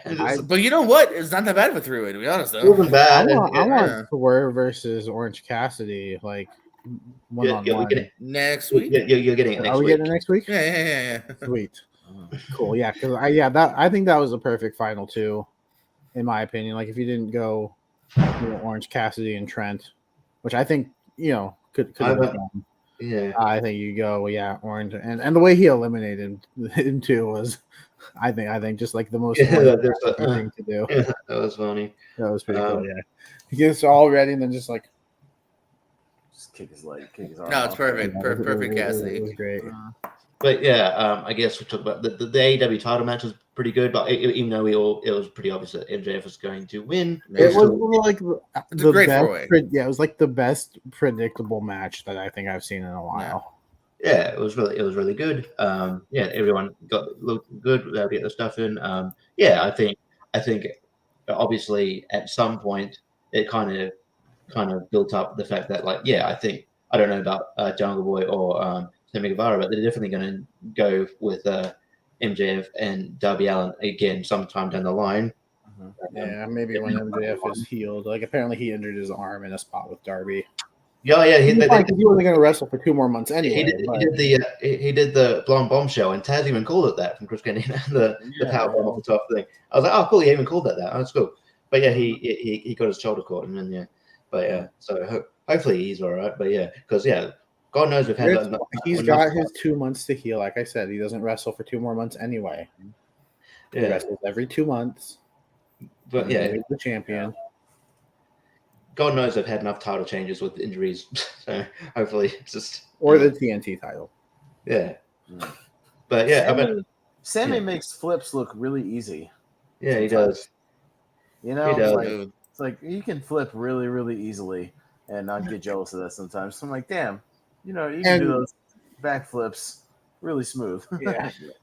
And congratulations to him and Ty for announcing their pregnancy. Also announced, I think it was yesterday. Alexa Bliss is having a baby with her husband, Ryan Cabrera. Thought you were gonna wait for me, but whatever. We were making some dark jokes. I think me and Tato and stuff on the stream. We were like, "Oh, MJF, you want to get some real heat? Super kick her right in the stomach." Yeah. Well, MJF got the microphone after before. I'm like, is he gonna make some abortion joke? Like a miscarriage joke? Yeah. Like, is he gonna go that far? But I don't know. Yeah. Abortion jokes are hard to make because you always end up losing somebody. Yeah. But the other thing I forgot I was going to mention, but yeah, like what you talked about the ladder, and briefly talked about the ladder match, the Wardlow and Christian, but like you're going to talk about Arn biting Luchasaurus' thumb biting? Yeah, that was weird. Yeah. That was if you look back too, you can tell Arn walks in the ring. We're like holding it back. Why is he looking weird? Yeah, what do you have in your mouth? Pop that blood packet. Very much chipmunking it. Yeah, that would be the blood packet that you got in your mouth right now. That was weird. Yeah, what are we supposed to think? That the 7-year-old man can bite off fingers easily like that with his dentures? Is that what we're supposed to think? Okay. I don't hate the idea. Just like I just feel like you didn't have to go to the blood point. That's all. If that's a fun little way to get out of it, Shark Boy, whatever. But that, or just if he does old school, poke him in the eyes. I don't know. Well, I don't even mind the bite. I'm just saying to get to the gimmicky part of like the blood now, and like Lucha's kind of selling it, and like he really looked like. I think we were all just like confused. We were like, what are they trying to do here? Yeah, this is weird. Like we were just like, that's just random. Like I'm gonna bite you so hard, your thumb's gonna explode. On camera. Like that was. Yeah, because it didn't actually lead to any. It didn't lead to. No. You know what's crazy to me? Sting and Arn Anderson are the same age. No, really? Yeah. God, Arn looks like 20 years older than Sting. Like it's crazy. Well, to be fair, Arn has always looked 20 years older than Sting. Well, Arn is like Tommy Lee Jones, where he looked like 50 when he was like 25. Yeah. Look at Arn in 1975. He looks pushing 50. Is he on Great American Bash '89? I gotta look and see if he's around. Like, I'm actually interested in how old Brock Anderson is, because Brock also looks 40, although to a degree. When we watch the Great American Bash '89, it's gonna be weird. We're gonna go back and watch that. Sting versus the Great Muta. Both those guys are still kind of active, or at least Muta just had his retirement match. Just finished. So against Sting is still active. Yeah, and Sting is still currently active. So like that's gonna be surreal to watch that and be like, hey, 25 years later or whatever, or no, 35 years. Excuse me, 35. These guys are still kind of active. Yeah, his son is 26, and his son looks like he's pushing 40. Yeah, no, they've just got the old man genes. Man, I guess talking about the I've got a theory as to what the main event, or at least one of the main events for Forbidden Door will be, given what's happened on the main event on this show. What happened off the air. So well, so obviously, it ends because Takeshita comes in, turns heel, and then Wheeler rolls up. So they say on Dynamite, oh yeah, Kenny's not even in the country, he's in Japan. I think what they're going to do is they're going to do the Elite versus Blackpool Combat Club with Takeshita, and the other person to make up the numbers is going to be Kota Ibushi. All right. Yeah, I thought you were going to say something that we don't all agree with. But yeah, that's probably what's going to happen. I don't know if that's a Forbidden Door match, because I think Forbidden Door is like New Japan versus AEW, and this is really only adding a New Japan guy to a team. But I can see them doing that for like Blood and Guts. That's actually a good point too, because Takeshi is not New Japan, and technically Ibushi's not New Japan. And New Japan, so that's actually not even any New Japan influence, other than like. I can see that being Blood and Guts, because didn't they do Blood and Guts after Forbidden Door last year? Yeah, I think you're spot on with that. It was after one of the because the one of the stupid matches that Austin and I lost a point for was to gain the advantage in Blood and Guts. I remember now. And they didn't announce that until after we had already predicted, which we definitely would have switched it. Like, of course, the heels are going to win. Yeah, right. Sorry, I'm not bitter about that at all, guys. Right. Sounds like you're bitter. I'm kind of bitter, but no, I would not mind seeing that for Blood and Guts this year. But yeah, I guess that he's getting someone from Japan, but Kota Ibushi. I mean, even though it's not a full Forbidden Door thing, Kota Ibushi just makes sense because of the tag team, the Golden Boys. Oh, for sure, yeah. Oh no, yeah, that's definitely the first. Yeah, when he's like, "I got friends." Yeah, that's definitely the first person you go to. You know, unless he was talking about CM Punk. No. Okay. I thought. Yeah. Why would he go to Japan for that? Maybe CM Punk was on vacation. They're actually really good friends. And he was like, "Yeah, Kenny, I'm just going to be in Japan for a couple weeks with my wife. Doing research for a new comic book." Yeah, fair enough. I guess maybe the only other thing I probably don't mention, Jade Cargill got beaten. Yeah, but not by who we thought she was going to. But yeah, so it kind of screwed our predictions because no one said not mine. Not mine. I said Jade Cargill will win, and she sure did. Yeah, so technically that was the match. That was the match that tied it for Pez. See, you should have still gotten like a 0.5 of a point, Barber, because at least we knew she'd lose.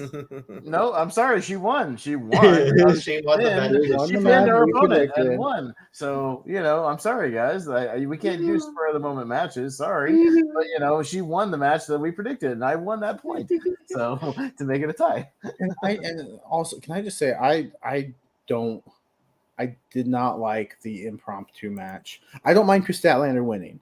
Yeah, I don't like the impromptu. I mean, make an open challenge like for Dynamite or Rampage, and then have Chris come out, accept it. That's going to make Chris's win look a lot better.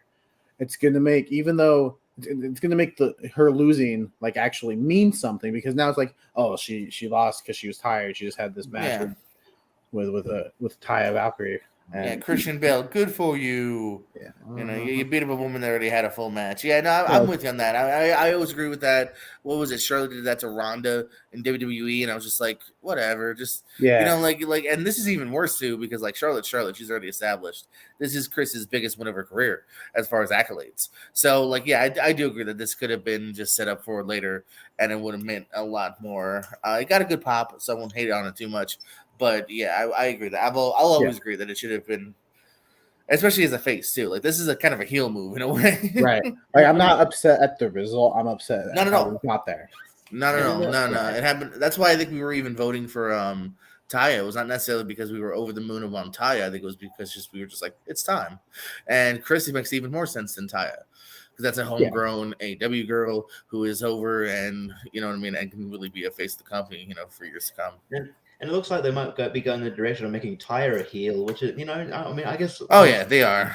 I guess she was doing the angry TV watch during her defense. I guess some heels have understandable motives, but it's just like it's not really heel. Like she has a right to be pissed. Like she lost, and then but Chris Statlander comes in and just steals her thunder. That's actually, I think it's good enough heel motivation.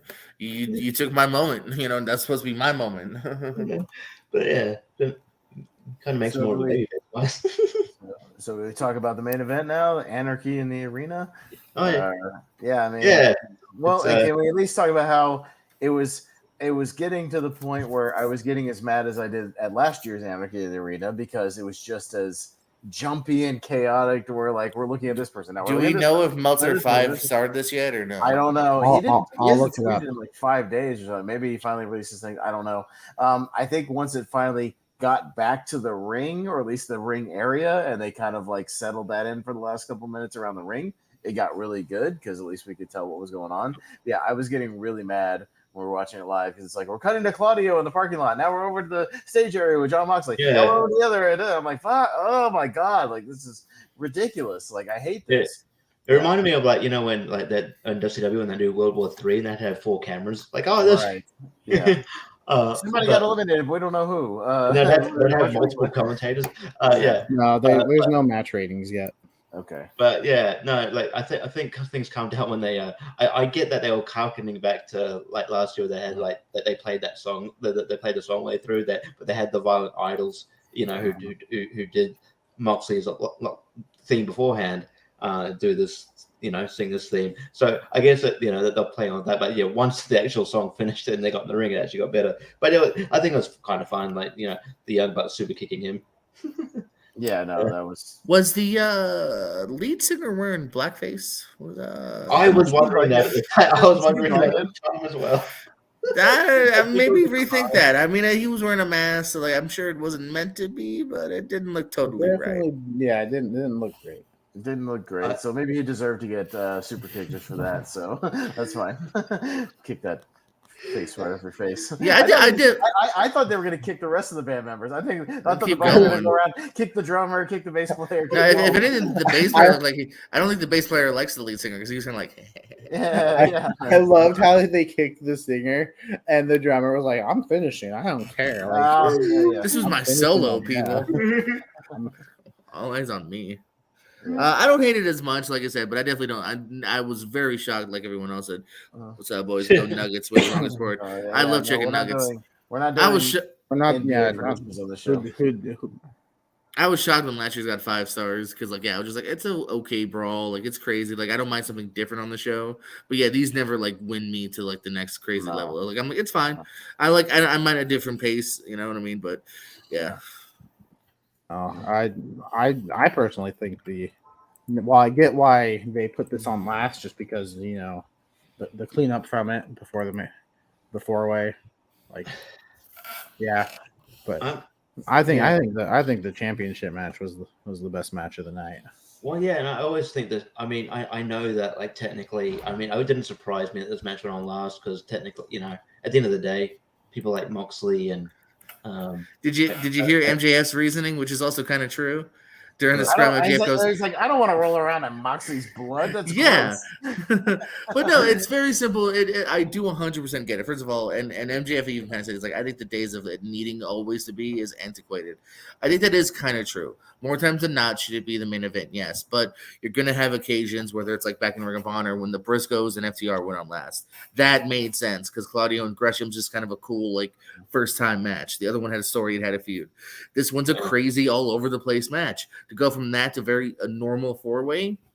Yeah, it makes sense. You do the bloody match last. Like, it just does make sense. And it's a very heavily featured match, and too. On our WrestleMania main event thing, if you remember when we were doing the tier ranker matches that should have been the main event that weren't, like Triple H, Chris Jericho, when it should have been Rock and Hogan. Right, and I don't think anyone would have been like, how dare they not have that for last? You would have just remembered how great the crowd was for Rock and Hogan. Yeah, like, you give it to the 2 crazy biggest stars of all time. Yeah. Like, it is what it is sometimes. And I think they mentioned it in the media scrum as well that last year's Double or Nothing, where it was a Hangman and CM Punk for the World Championship. That was the only time in Double or Nothing's history where the championship main evented.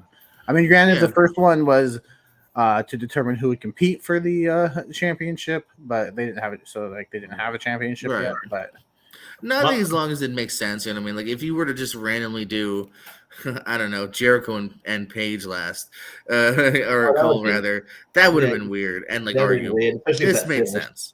But yeah, I don't know. My issue is just more of a pedantic semantics issue. Just like because especially like in on the Champions, they're like, oh, we have 3 main events. I'm like, that's not a thing. No, it's not. The Bloodline match was the main event. That went on. You have one. You have one main event. You don't have a main event, and then they have one of your main events open the show. That's not a main event. The epitome of just trying to overhype your stuff and make it. Just calm down.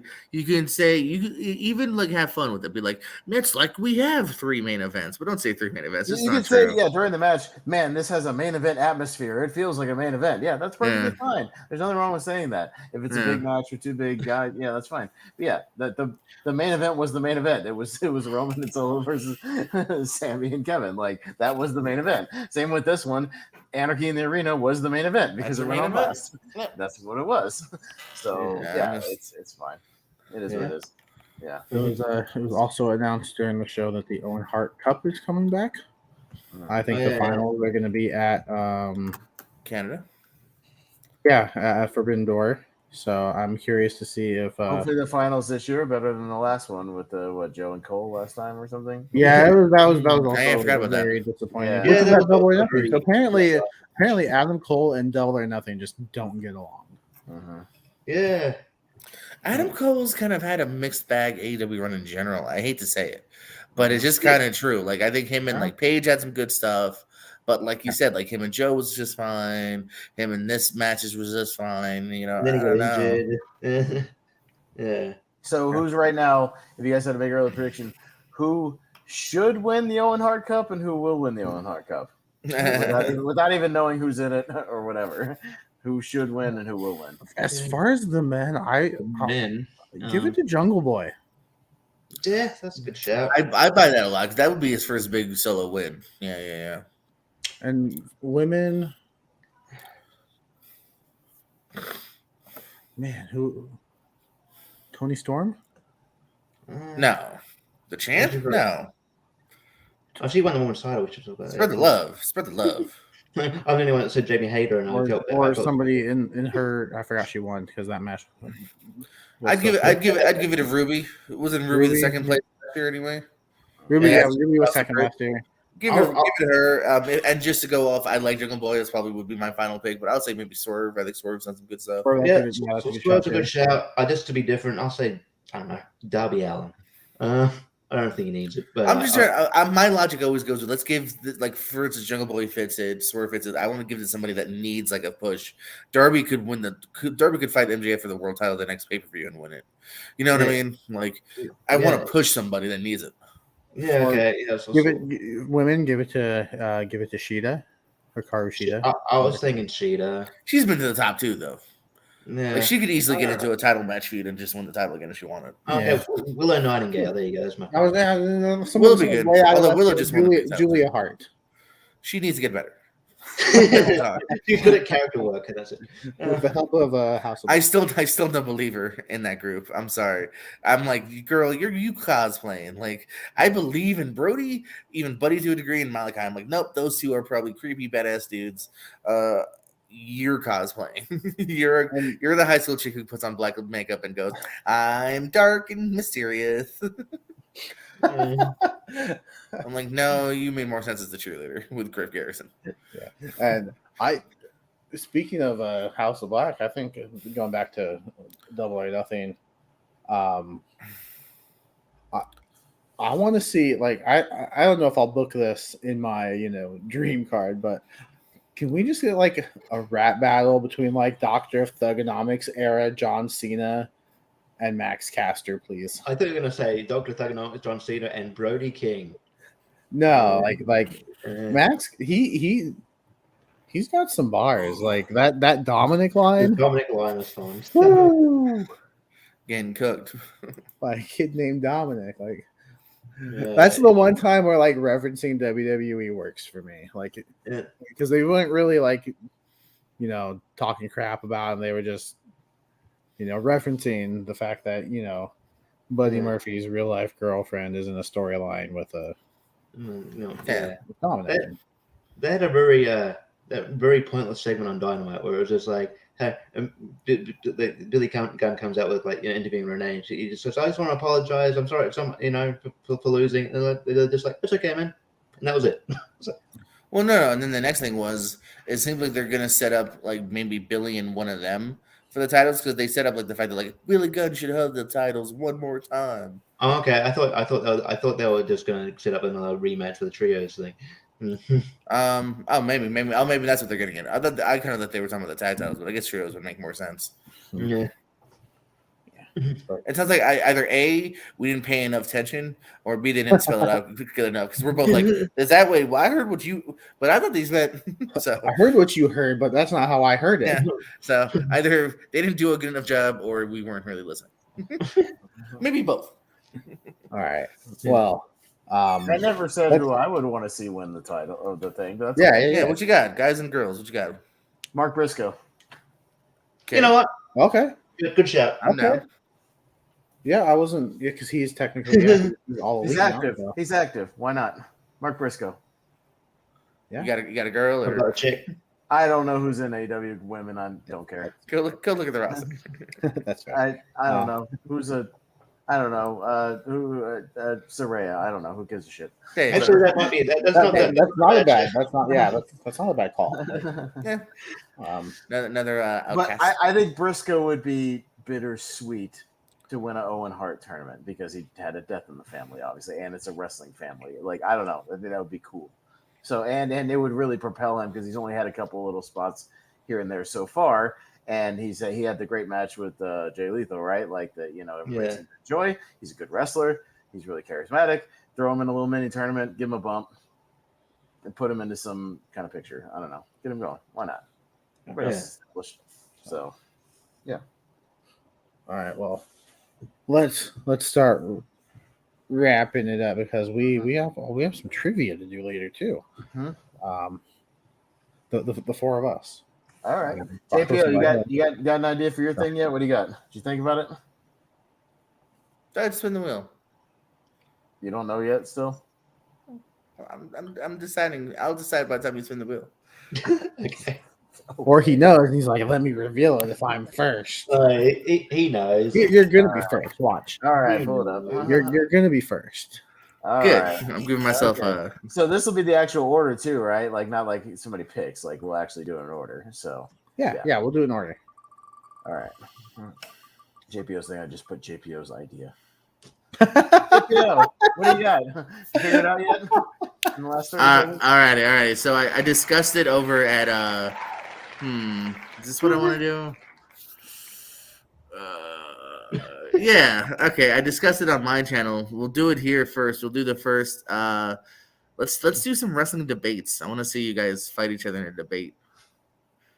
All right. Okay. Like a three-way? Like how does that work? Yeah. Movie fights used to do that. How many questions? Because it can't be too long. Just a couple. No, we don't gotta go crazy. Three questions, something like that. Tops. Yeah. Three questions, and I think just stuff that doesn't require too much prep because I got all this shit going on this week. Yeah. No, we won't go too ham. Yeah. Okay. How about this? 3 questions, but if it's a 2-0, that person's gonna win. But if it's 1-1, then like the final round is just between those two to get like a definite winner. Sure. Okay. All right. Sure. All right. Okay. Just because we've had enough ties on this channel lately. Yeah, no more ties. Battle Riot. All right. So the 8th, and then that'll be the 15th.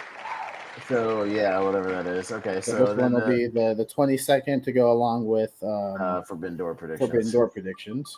Okay, so this was good because it's just a relatively one show review, and then so Great American Bash.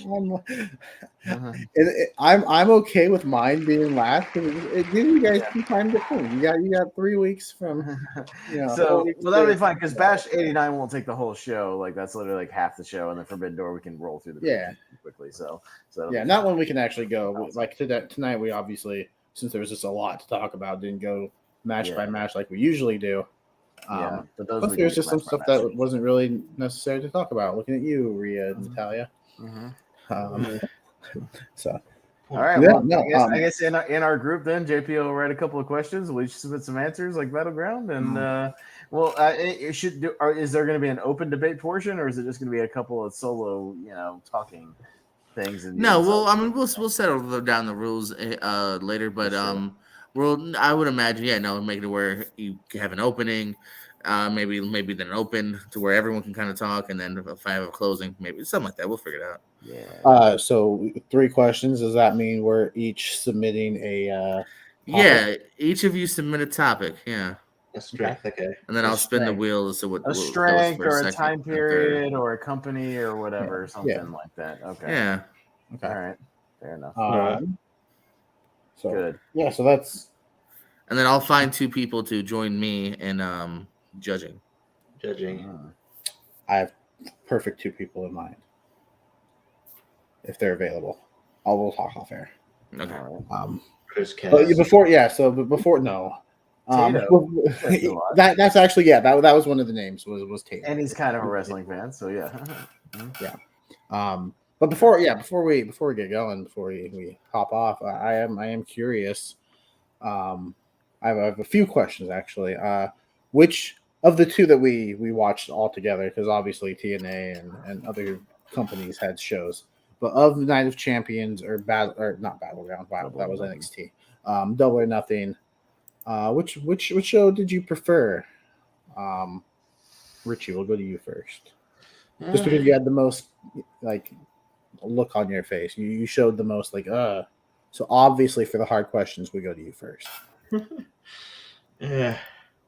You can go to me first if you want to give Richie a second. All right. Oh no, I guess at the end of the day, Double or Nothing, because I think there was just more for me to, I think there's more just better matches at the end of the day. Although I did, like the main event of Night of Champions, I just think there was just more memorable, better moments at Double or Nothing. But it's close. So, but But yeah, so I'll go Double or Nothing. All right. Pez.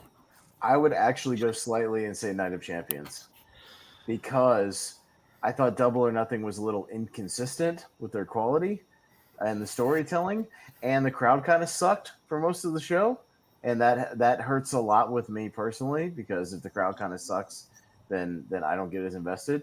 I thought the Saudi crowd was actually pretty good for most of the show. Most of the matches were pretty quality, consistent across the board. Like even Trish and Becky being kind of clunky, that's fine because that one was kind of clunky and then the other one was just short. But that's okay because I thought the rest of the matches were Seth and AJ was good. I thought the Gunther Ali was short, but it was good. Brock and Cody had good storytelling and was pretty good, kind of a sprint, but the main was awesome with great storytelling. And what was the other triple main event of that show? AJ Seth. Oh, okay. So that was AJ Seth, Cody, Brock, and then the main. Gotcha. I mean, I just, quality wise was a little more consistent, and I thought the crowd was good, and it still had it ended up feeling more important than I thought it would be going into it, as opposed to Double or Nothing. I thought it had some good stuff, especially near the end, but it was a little too late for me overall. So yeah, and hopefully Forbidden Door is better. And Tony Khan, your pay-per-views need to be 3 hours. Pick which matches you're going to put on these damn shows. Even WWE is starting to figure out that 3-hour shows are good, not 4-hour shows, because even they used to do the longer shows, and they're starting to get back down to 3. 4-hour shows are no good, no bueno. Cut your matches down from 9 to 7. You know what I mean? And put emphasis on the matches you want to do. Save some shit. You got 3 shows now. Save some stuff for Collision. Save some stuff for Rampage. Save some stuff for Dynamite. Some of that stuff, not maybe he will. Yeah, he does have 5 hours now on You've TV. got lots of TV time. Certain titles should just be on TV. So does this mean every pay-per-view is always going to be Sunday now? I guess. Gotta be. It's gotta be. And what is the now they're competing with WWE on Saturdays. Yeah. So I mean, Maybe just I think there's certain things. You got a TNT title, defend that on television in main events. You got a TBS TNT title, defend that on TBS, on television. Even the trios title, to a degree, depending on what the feud is, can probably just be Collision or Dynamite or whatever for the most part. Because that House of Black match was it was just theirs, whatever. So there's certain things that don't need to be on pay-per-view unless they're really progressing a storyline. Just in my opinion. Just my opinion, but it's my opinion. You need to shorten up the shows a little bit, just to make the besides the really important matches. Honestly. If the build up for your match begins 2 days before the actual show, does it need to be on the paper? Right? Can you save that for a main event of Rampage or something, or Collision or whatever? You can save certain things for that. You don't need to defend every single title. Some of those titles can be TV titles. That's fine. And plus, everybody has a belt right now, so it's kind of stupid. There's too many belts. When everybody has a belt. There's, even WWE to a degree has way too many belts. There's a lot of belts going on. What would you take out in WWE? And there's multiple tag team belts, singles belts, all over the place. There's too many belts. Even with the brand split now there's same belts on both brands. It's this split thing. It's the same thing when they did the Invasion back in the day. Everybody had a belt, so they don't mean anything. You got 12 belts. I mean, you got 2 heavyweight singles titles, you got 2 tag team titles, you got 2 women's titles, you got women's tag team titles, you got intercontinental title, you got US title. There's too many goddamn belts. Stop I think WWE's fine. I mean, if you were to actually stick with the brand split, then that all makes sense. But they won't, so there's too many belts. All right, fair enough. when they stop, can you at least agree? Can you at least agree? AEW has too many belts. We've got I don't. We got the heavyweight belts. We got the tag belts, the trios tag belts. We got the 2 women's belts. We got a international title, whatever the fuck Orange Cassidy has. We got a TNT belt, a fucking ROH belt that they put on AEW TV sometimes. The FTW belt that Hook has. Everybody has a fucking belt. So on Friday, we're seeing the AAA Mega title defended again. Oh, fuck off! And then the Ring of Honor title defended again. Yeah, Ring of Honor title. Why is that on AEW? Save this shit for Ring of Honor. They've calmed down. Well, you know what? No, they did have Penn and Phoenix. I don't know. Listen, they calmed down a little bit. If you want to do a match or 2 here and there where they will blow it off on the Ring of Honor pay-per-view or something, that's fine. As a little cross promotion, that's fine. That belt should not be defended on AEW. That's a completely separate promotion. Fuck out of here with that. Okay, stop. Stop that. There's enough belts for you to defend. There's enough roster people. You don't need to do that much crossover. Like, also, with all the shows, are they still going to do the Battle of the Belts that no one watched? I don't know. It's not something we even heard of that. So that'll be a special episode of Rampage still. Yeah, Battle of the Belts, featuring 4 titles that aren't actually part of our company. Yeah. JPO, what about you? Which one did you prefer over the weekend? As Natalie Imbruglia once say, I'm torn. No, I really could go either way here because I do think they're pretty darn even here. Maybe the slight edge to AEW because I do feel like there was more like maybes on the show. I think the match quality is about even. And I think with AEW, there's just more like, okay, maybe those tag titles could change. Maybe that the women's title will. I really enjoyed the 4-way. So yeah, the WWE I think was just like I said, it's very close though. Yeah, I think like you said, there were more maybes in AEW. Like I think obviously the only one I was torn on was Bianca and Asuka, but honestly, I wouldn't have been surprised if they pulled the trigger and did the tag belts on Roman and Solo. I'm glad they didn't, but I wouldn't be surprised if they did. So yeah, no, that's a good point. But I think just as far as because they both have matches I would skip. Like I definitely would just like, hey, I'm gonna fast forward past this 2 minutes of Rhea and Natalya. I don't need to see that again. I might skip past the Adam Cole and Jericho match just because it's so disappointing. Yeah. Like I don't need to see this crappy finish again. And the ladder match was okay.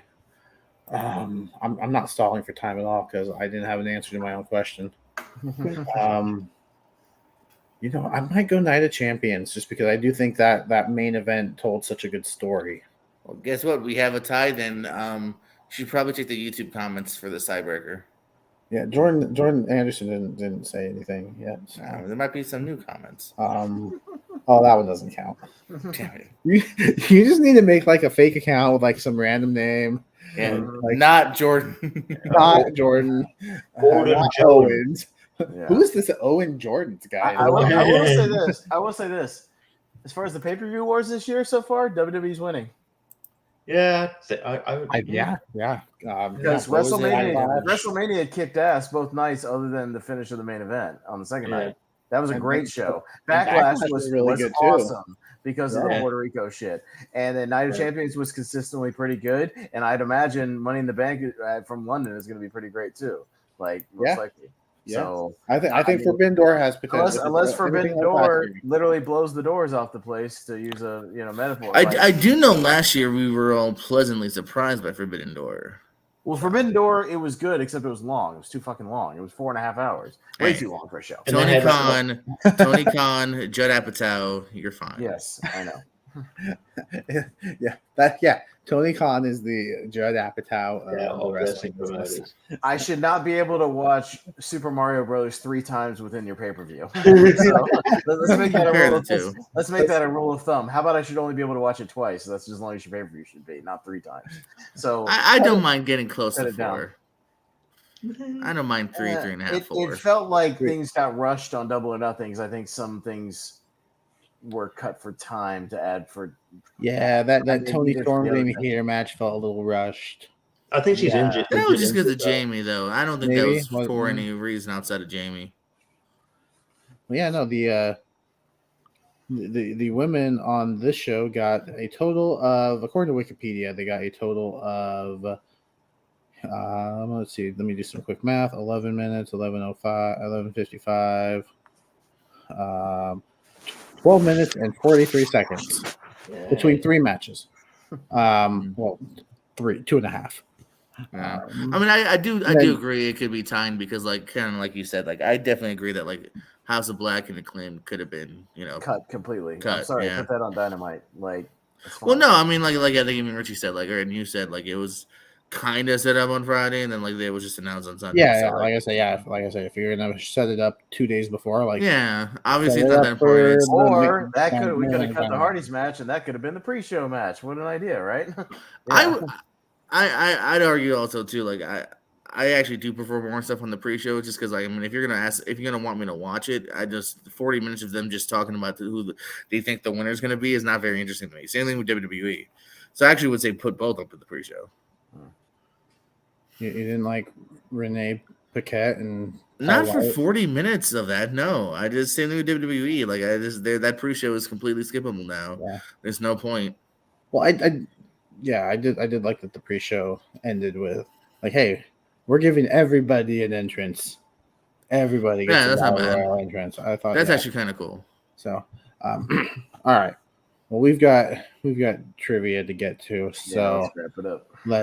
Let's wrap it up. And other than trivia in about 10 minutes, Austin, where can the people find you? Mostly here on the Movie Hero Network. We've got some more tournaments coming up. Worst remakes coming up tomorrow night. One of our unique worst shows we only do every now and then. We don't like to have too many negative tournaments, but it's fun to do a bad one every now and then and have a little fun. Crap on some movies, so that should be interesting. Most of these guys, I think, right here will be on that show, so that'll be good. We all will. Yeah, so we'll talk unless I get sick and I'm like, I might as well go see Spider-Verse instead. Yeah, that's fine. I'll wait till Saturday. I wouldn't blame you instead of voting on movies like missed call. That's fine. I did it, baby. Yeah. So we got Steven and Her trivia on Saturday night. I'll be there. Cool. Yeah, I'll be producing. I lost to Ryan Permerson, so I'm not the champion anymore. So I'll just be there bantering and producing a little bit. I'll be on Battleground Casual right before that, crapping on Little Mermaid, bad remake. So talking about that at 8:00 before we could do Seen and Heard. Other than that, just the usual Movie Hero stuff. So I'll let Jacob talk about our next podcast about movies. So, Richie, where can the people find you? Yeah, you can find me. I'm Movie Hero Network. Yeah, the worst of.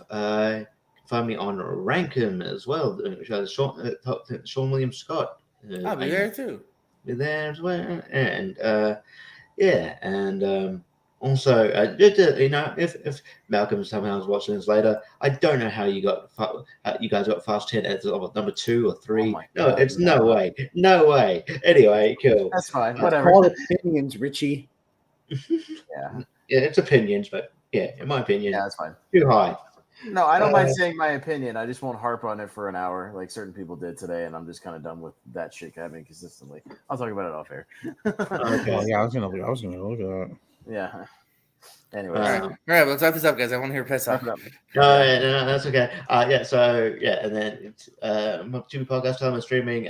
Next episode is Fart the Movie because I make mistakes. So check that out. It'll be uploaded next week. I've got other stuff coming up. So I was also on Battleground Casual talking about Fast X last week, so maybe check that out as well. And then I also briefly talked about Hypnotic. So there you go. All right, JPO. The Pierce Pierce Wrestling. Jacob. Yeah, I'm there sometimes playing trivia. I'm here hosting podcast about movies. Our next one will be not this Saturday, but next Saturday. Kind of kicking off, the summer blockbuster season. We'll be talking about the one that started it all. We'll be talking about Jaws, and then we'll be talking about the sequels as well, because anything to give me a reason to watch more movies. Because I haven't seen the 3 sequels, so I'm excited for that one. That's what we'll be doing. Talk about a mixed bag of quality. Yeah. That's where we'll be in a couple weeks, or in a week and a half. And then in 5 minutes, about 5 minutes or so, catch us over on the Pierce Co. or wherever. I don't know. No, it'll actually be here on Movie Hero. Here. It's just called it that because that's just the format, and we just call it that because it's easy. Thank you, JPO. Catch us in a few minutes doing that. And until then, that's Austin. That's JPO. That's Richie. I'm Jacob. This has been The Lonely Marks. We'll see you next week.